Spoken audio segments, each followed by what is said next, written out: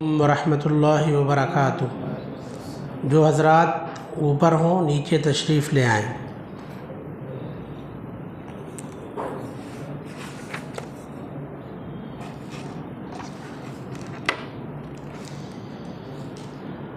الحمد للہ رب العالمین والصلاة والسلام علی سید المرسلین، اما بعد۔ اعوذ باللہ من الشیطان الرجیم، بسم اللہ الرحمن الرحیم۔ الف لام میم، ذالک الکتاب لا ریب فیہ ھدی للمتقین الذین یؤمنون بالغیب ویقیمون الصلاة ومما رزقناہم ینفقون۔ محترم حضرات، آج کے درس میں سورۃ البقرہ اور اس کی چند آیات سے متعلق کچھ اہم اور ضروری باتیں آپ کے سامنے بیان کی جائیں گی۔ سورۃ البقرہ یہ مدنی سورہ ہے۔ اس میں کل 286 آیتیں ہیں اور اس کی بہت ساری فضیلتیں قرآن و حدیث میں بیان کی گئی ہیں۔ صحیح مسلم کی حدیث ہے، حضرت ابو ہریرہ رضی اللہ عنہ بیان فرماتے ہیں کہ اللہ کے رسول صلی اللہ علیہ وسلم نے ارشاد فرمایا کہ تم اپنے گھروں کو قبرستان نہ بناؤ، اس لیے کہ جس گھر میں سورہ بقرہ کی تلاوت کی جاتی ہے اس گھر میں شیطان داخل نہیں ہوتا۔ اور ایک دوسری روایت میں ہے، اللہ کے نبی صلی اللہ علیہ وسلم نے فرمایا کہ شیطان اس گھر سے بھاگ جاتا ہے جس میں سورہ بقرہ پڑھی جاتی ہے۔ لہذا ہمیں خصوصیت کے ساتھ اپنے گھروں میں سورۃ البقرہ کی تلاوت جاری و ساری رکھنا چاہیے۔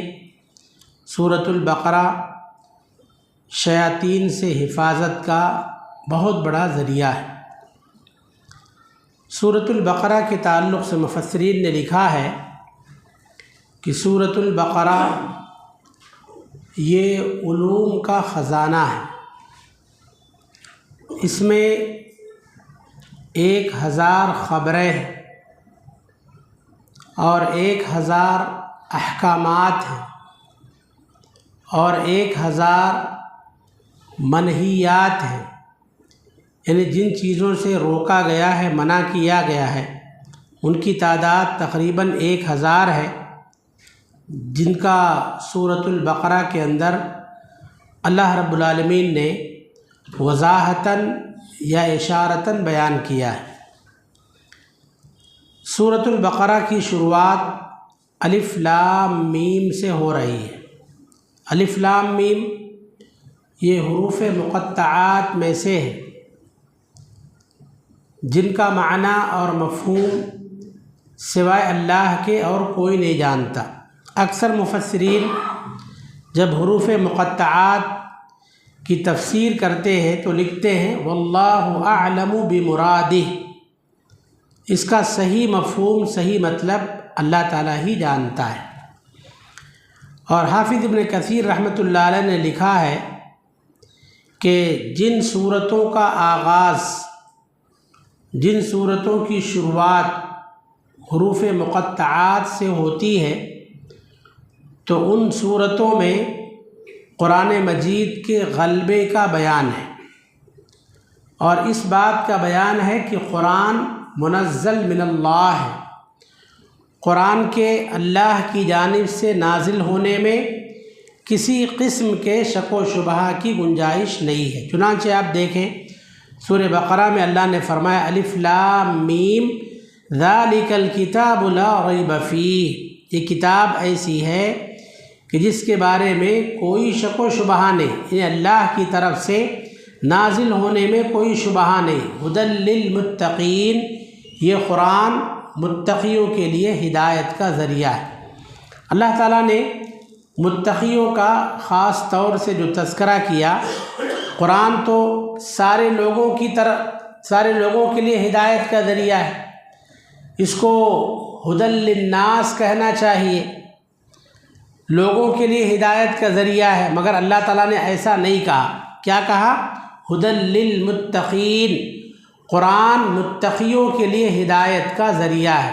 اللہ نے ایسا اس لیے کہا کیونکہ صحیح معنوں میں قرآن سے متقی لوگ ہی فائدہ اٹھاتے ہیں، متقی لوگ ہی قرآن مجید کی تلاوت کرتے ہیں، اللہ کے احکامات میں غور و فکر کرتے ہیں، اللہ کے احکامات پر عمل کرتے ہیں، اللہ کی منہیات سے بچتے ہیں۔ اس لیے اللہ تعالیٰ نے متقیوں کا خاص طور پر تذکرہ فرمایا۔ اور تقوی کی سیدھی سادی تعریف کرتے ہوئے اہل علم نے لکھا ہے کہ اللہ کے احکامات کو بجا لانا، اللہ کے تمام احکامات کو بجا لانا، اللہ کی تمام منع کردہ باتوں سے بچ جانا، اسی کا نام تقوی ہے۔ تقوی کی سیدھی سادی تعریف اللہ اور اس کے رسول صلی اللہ علیہ وسلم کے احکامات کو بجا لانا، اللہ اور اس کے رسول صلی اللہ علیہ وسلم کی منع کردہ چیزوں اور منع کردہ باتوں سے اجتناب کرنا، اسی کا نام تقوی ہے۔ اللہ تعالیٰ نے اس سورۃ البقرہ کے آغاز میں 3 بڑے گروہوں کا تذکرہ کیا ہے۔ پہلے نمبر پر مومنوں کا تذکرہ ہے، دوسرے نمبر پر منافقوں کا تذکرہ ہے، اور تیسرے نمبر پر کافروں کا تذکرہ ہے۔ اللہ تعالیٰ نے اپنے مومن بندے اور بندیوں کی، اپنے متقی اور پرہیزگار بندے بندیوں کی کل 5 بڑی بڑی صفات بیان فرمائی، لہذا ہمیں ان صفات کو جاننا چاہیے اور اپنے اندر بھی وہ خوبیاں، وہ صفات پیدا کرنے کی کوشش کرنا چاہیے۔ چنانچہ اللہ تعالیٰ نے فرمایا الذین یؤمنون بالغیب، اللہ کے متقی پرہیزگار بندے بندیاں کون ہیں؟ پہلی صفت اللہ نے فرمایا جو غیب پر ایمان رکھتے ہیں۔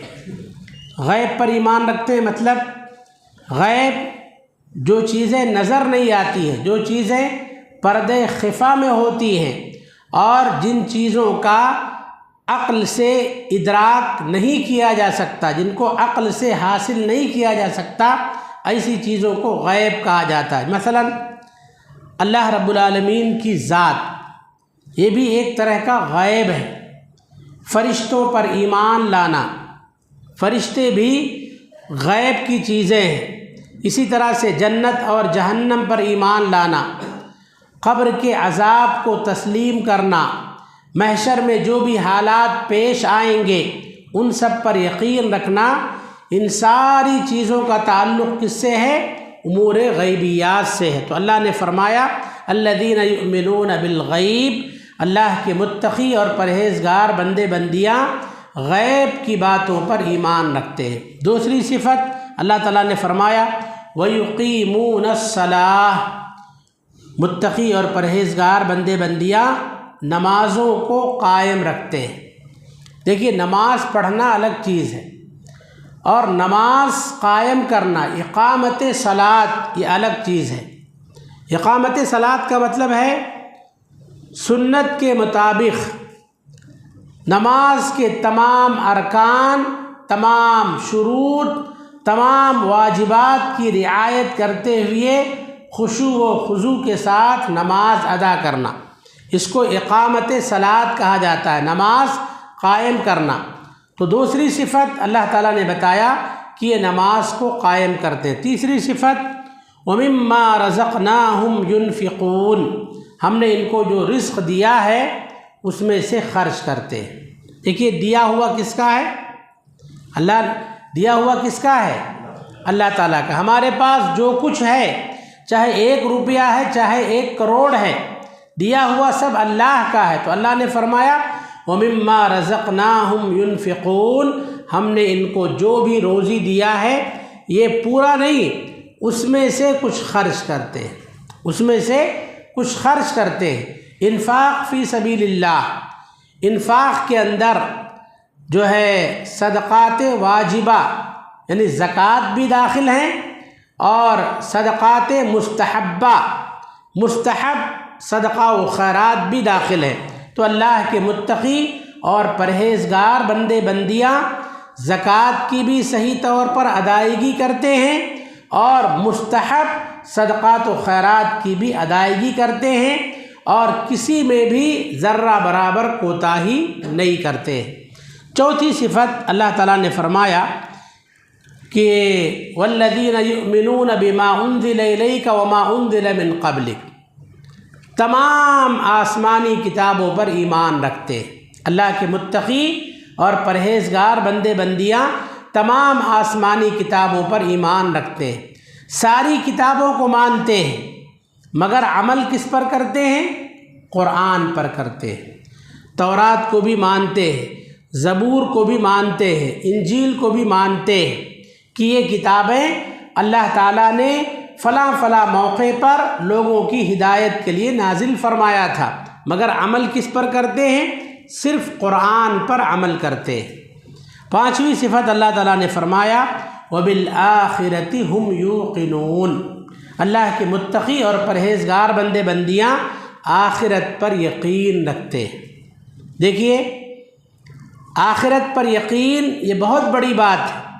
اگر ہمارا آخرت پر ایمان ہو، آخرت پر یقین ہو کہ ایک دن اللہ کے پاس جانا ہے، اپنے کیے کا حساب دینا ہے، تو آدمی بڑے سے بڑے گناہ کرتے وقت لرز جائے گا، کانپ جائے گا کہ اللہ کے پاس جائیں گے تو کیا منہ لے کر جائیں گے، اللہ کے پاس جائیں گے تو کیا جواب دیں گے۔ آخرت پر ایمان اور آخرت پر یقین معاصی اور جرائم اور بڑے بڑے گناہوں سے بچاؤ کا بہت بڑا ذریعہ ہے، اس لیے اللہ نے آخر میں اس کا تذکرہ کیا وَبِالْآخِرَةِ هُمْ يُوقِنُونَ، اللہ کے متقی اور پرہیزگار بندے بندیاں آخرت پر یقین رکھتے ہیں۔ تو اللہ تعالیٰ نے کل 5 صفات یہاں بیان فرمائی ہیں۔ آگے اللہ نے فرمایا اولئک علی ھدی من ربہم، ایسے ہی لوگ جن کے اندر یہ صفات، یہ خوبیاں پائی جائیں گی، ایسے ہی لوگ اپنے رب کی جانب سے ہدایت پر ہیں۔ کس پر ہیں؟ ہدایت پر ہیں۔ وَأُولَئِكَ هُمُ الْمُفْلِحُونَ، اور ایسے ہی لوگ حقیقی معنوں میں کامیاب ہونے والے ہیں۔ یہاں کامیابی سے مراد دراصل آخرت کی کامیابی ہے۔ کامیابی سے مراد آخرت کی کامیابی ہے۔ جن کے اندر یہ خوبیاں پائی جائیں گی، حقیقت میں ایسے ہی لوگ آخرت میں فلاح اور آخرت میں کامیابی پانے والے ہیں۔ اس کے علاوہ ان نیکیوں کے بدلے میں اللہ تعالیٰ دنیا میں انہیں خوشحالی عطا فرمائے، ان کی زندگیوں میں خوشیاں پیدا کر دے، اور آفت، مصیبت اور بلا سے اللہ ان کو محفوظ رکھے، تو پھر سونے پر سہاگا۔ ورنہ اصل کامیابی آخرت کی کامیابی۔ اگر کوئی بندہ ان تمام فرائض کو ادا کرتا ہے، پھر بھی ان پر مصیبتیں، پریشانیاں، مشکل حالات، آفتیں آتی ہیں، تو اس کو اللہ کی ذات سے نا امید نہیں ہونا چاہیے۔ یہ نہیں سوچنا چاہیے کہ میں بہت نیکیاں کرتا ہوں، بہت اچھا ہوں، بڑا نیک ہوں، مگر پھر بھی مصیبتیں میرا پیچھا نہیں چھوڑتی ہیں، آزمائشیں برابر آتی رہتی ہیں، برابر مصیبتیں آتی رہتی ہیں، آخر ایسا کیوں ہوتا ہے؟ آدمی کو ہوپلیس نہیں ہونا چاہیے، نا امید نہیں ہونا چاہیے، احساس کمتری کا شکار نہیں ہونا چاہیے۔ اللہ نے کیا فرمایا؟ وَأُولَئِكَ هُمُ الْمُفْلِحُونَ، ایسے لوگ حقیقی معنوں میں کہاں کامیاب ہونے والے ہیں؟ آخرت میں کامیاب ہونے والے ہیں۔ دنیا کی کامیابی، دنیا کی رونق، دنیا کی چمک دمک، دنیا کی خوشحالی، یہ کیا ہے؟ چند روزہ ہے، چند روزہ ہے، اور آخرت کی نعمتیں ابدی ہیں، دائمی ہیں اور ہمیشہ رہنے والی ہیں۔ لہذا اصل کامیابی کے لیے ہمیں محنت اور کوشش کرنا چاہیے۔ تو اللہ تعالیٰ نے ایمان والے گروہ کا اور مومنوں کی صفات کا تذکرہ کیا۔ ساتھ ہی ساتھ اللہ تعالیٰ نے کافروں کا اور منافقوں کا بھی تذکرہ کیا۔ دیکھیے مفسرین نے لکھا ہے مومن جو ظاہر اور باطن دونوں میں فرما بردار ہو، ظاہر اور باطن یعنی ظاہری طور پر باطنی طور پر دونوں میں فرما بردار ہو مومن ہوتا ہے، اور کافر ظاہر اور باطن دونوں میں نافرمان ہوتا ہے، اور منافق ظاہر میں فرما بردار، نمازی، روزے دار، نیکیاں کرنے والا، مگر باطن میں نافرمان ہوتا ہے، کفر کو چھپائے ہوئے رہتا ہے۔ تو اللہ تعالیٰ نے تینوں گروہوں کا تذکرہ کیا۔ تینوں گروہوں میں کامیاب گروہ کون ہے؟ مومنوں کا گروہ ہے، متقیوں کا گروہ ہے۔ لہٰذا اس گروہ میں شامل ہونے کے لیے ہم سب کو زیادہ سے زیادہ محنت اور کوشش کرنا چاہیے، اور مومنوں کی جو صفات بیان کی گئی ہیں ان کو عمل میں لانے کی کوشش کرنا چاہیے۔ اور بھی بہت ساری باتیں اس پارے کے اندر بیان کی گئی ہیں۔ حضرت آدم اور ابلیس کا قصہ بیان کیا گیا ہے، ساتھ ہی ساتھ بنی اسرائیل پر اللہ تعالیٰ نے جو نعمتیں عطا کی تھی ان کو، ان نعمتوں کا اور بنی اسرائیل کی ہٹ دھرمی کا اور پھر عذاب سے دوچار ہونے کا، ان ساری باتوں کا اللہ تعالیٰ نے بڑی تفصیل کے ساتھ تذکرہ فرمایا ہے۔ اور ان سب میں ہم سب کے لیے سبق یہی ہے کہ اللہ تعالیٰ کی طرف سے جو بھی نعمت ملے تو ہمیں اس پر اترانا نہیں چاہیے، اللہ کا شکر ادا کرنا چاہیے۔ اور اللہ تعالیٰ اگر کوئی فضیلت عطا کرے، کوئی کامیابی عطا فرمائے، تو اس ٹائٹل کو، اس فضیلت کو برقرار رکھنے کی کوشش کرنا چاہیے۔ اللہ رب العالمین سے دعا ہے کہ رب العالمین ہم تمام لوگوں کو ان باتوں پر کما حقہ عمل پیرا ہونے کی توفیق عطا فرمائے۔ اللہ تعالی ہم سب کو مومنانہ کردار کا متحمل بنائے۔ کفر و نفاق سے اللہ تعالی ہم تمام لوگوں کی حفاظت فرمائے۔ اللہ تعالی تیری نعمتوں پر ہم سب کو کما حقہ تیرا شکر ادا کرنے کی توفیق عطا فرمائے۔ ہر طرح کی ناشکری سے اللہ تعالی ہم تمام لوگوں کی حفاظت فرمائے۔ اللہ تعالی ہم سب کے چھوٹے بڑے تمام نیک اعمال قبول فرمائے، ہماری چھوٹی بڑی تمام غلطیوں کی مغفرت فرمائے۔ آمین ثم آمین۔ وآخر دعوانا ان الحمد للہ رب العالمین۔ السلام علیکم ورحمۃ اللہ وبرکاتہ۔ سبحانک اللہم وبحمدک، اشہد ان لا الہ الا انت، استغفرک واتوب الیک۔